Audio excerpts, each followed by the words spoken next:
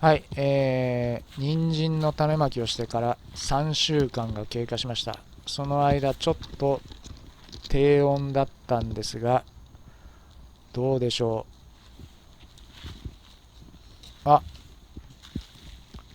芽が出ています。発芽しています。これですね。はい、これです。これが人参の芽です。で、隣にもちっちゃいのが生えています。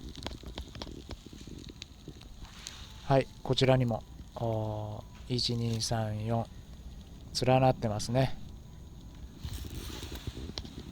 そして反対側の筋にも人参が発芽しています。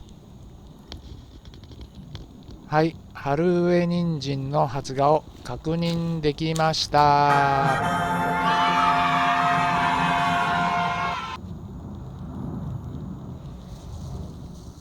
はい、こうやって順調に発芽がついているところもあれば、ちょっとまだ生え揃ってない部分もあります。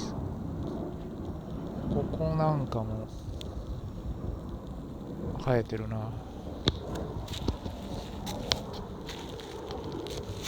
ちょっと移動してみて、はい、こちら側も生えています。この芽は多分ペレット種子じゃないやつです。去年の残った人参の種だと思います。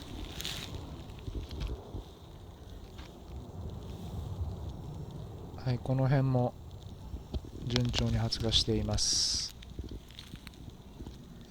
先週非常に、15度以上の温度が日中続いたので、それに伴って一気に発芽したものと思われます。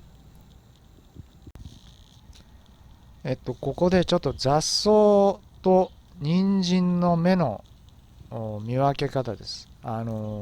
すごくよく似た雑草があるので、よいしょ。はい、見分け方をご紹介します。一見ほんと双葉でよく似ているんですけど、これ、左側、これは雑草ですから、人参の芽ではありません。雑草です。これどうやって見分けるかというと、葉の形です。微妙に違います。で、雑草の方は葉の形が人参と比べてすごいまっすぐです。で、先に行くほどとんがっていきます。細くなっていきます。人参は違います。人参は幅広です。なので、こちらは取り除きます。